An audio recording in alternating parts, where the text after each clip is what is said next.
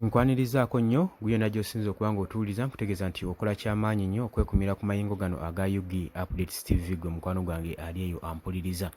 Kaakati aba Uganda Human Rights Commission chairperson avuddeyo n'ayogera ku kigenda mu maaso mu Uganda.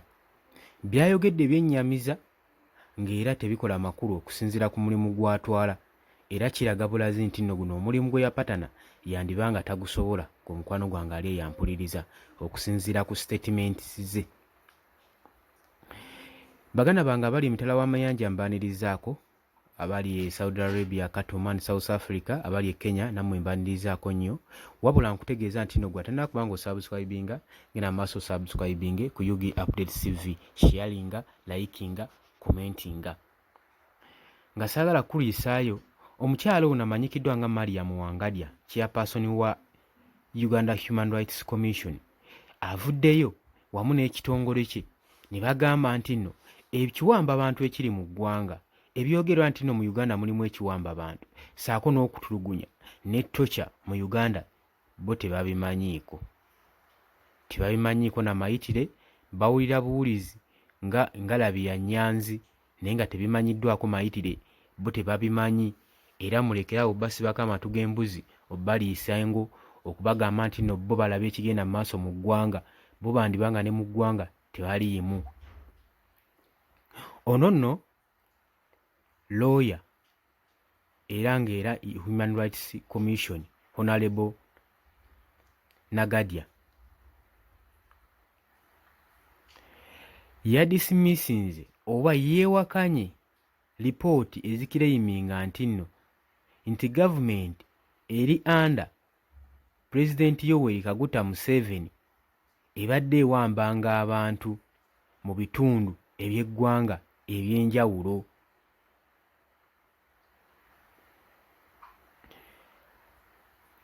Yeewakanye nti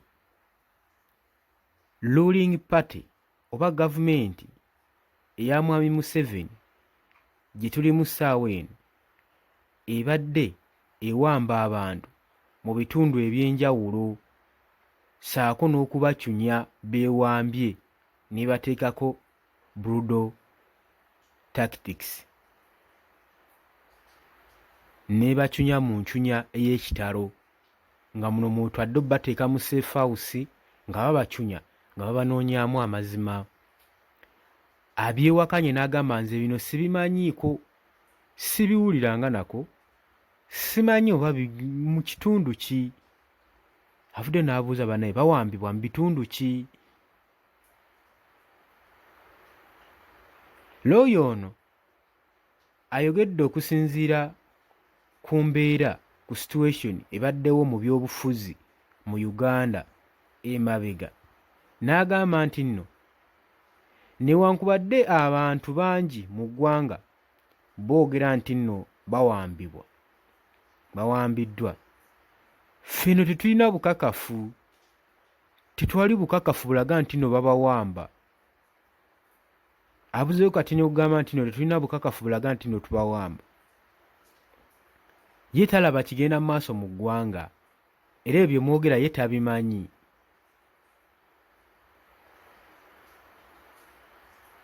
Lawyer Wangadya agamba waliwo enjawulo wakati w'okusiba n'okuwamba abatuuze. Mbw abatuuze kugamba kiri allowed okuba nga baalestingibwa nga basibwa ne ba suspects okutwalibwa ku poliisi, ye bw'atyo wagamba, naye kyayita ekyokuwamba abantu takimanyi. Agamba nze ndi lawyer, njagala okukola statement eri function era ng'ebeesingibwa ku bujulizi. Mukireyiminga ti abantu bawambibwa mu bitundu by'eggwanga eby'enjawulo. Mumbuulire security force kyeyo ewamba abantu kuba nze sigimanyi, kuba nze mbiwulira buwulizi. Mugamba babawamba, baani ababawamba? security force kye yebawamba. Ono nno ye chairperson wa Human Rights Commission, ekitongole ekirina okuba nga kiyamba omuntu wa bulijjo okuba nga atulugunya, okutulugunyizibwa, kuwambibwa. Kino kye kitongole ekirwanira eddembe eryo w'omuntu wa bulijjo. Naye jjukira nti nno ono chairperson Museveni yamulonda. Bino nno bibaddewo era nga mu ngeri y'emu mu kaseera ke kamu nga bammemba ba National Unity Platform nga bajje bawambibwe mu ngeri ey'entiisa, omuli Olivia Lutaaya. Tujjukira bulungi nnyo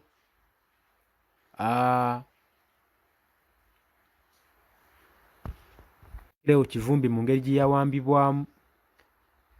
Tujjukira bulungi jjojjo ly'abalamu Don City engeri gye yawambiddwamu. Naye Mariam Wangadya agamba ye bino tabimanyiiko era ayagala mumubuuliremu abakereiminga nti no muwambibwa kitongole kya poliisi kye kibawamba. Oba mukitegeera.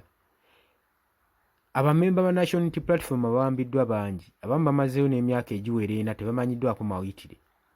Teri kitongole kivaayo, ate ebimu ebitongole bivaayo ne byogera nti byawambye era ne babateeka ne mu court martials. Naye Mariam Wangadya agamba bino byonna ye tabimanyi, tabirabanga nako. Okusinziira ku lipooti eweereddwa ne poliisi, basuspect kigambibwa nti nno baakwatibwa era nga kyogerwa nti bamanufacturinga petrol bombs mbu ze badde bakozesa okwokya ebidduka eby'enjawulo mu Uganda. Era suspect omu eyakwatiddwa yali confused kubanga abadde member wa National Unity Platform amanyikiddwa nga Olivia Lutaaya. Poliisi n'emugamba nti nno ono abadde akola bbomu ez'amafuta zibadde bakozesa okwokya amamotoka ag'enjawulo. Lipooti weeti weefulumye. Naye nga ye Mariam Wangadya agambye nze sibimanyiiko era mba mukakasa nti mubimanyi mumuleetere obujulizi mundootere n'ekitongole kya poliisi ekyo kyemugamba nti no kibawamba, kibacunya, kitokyalinga abantu. Naye nze bisigadde sibimanyi. Obadde muwuliriza mulungi nnyo mukwano gwange, webale kwekumira ku Yugi Updates TV kugamba tuwerabira ku subscribinga, sharinga, commentinga, subscribinga. Jangu mu comment section tubeere nga tuwayaamu.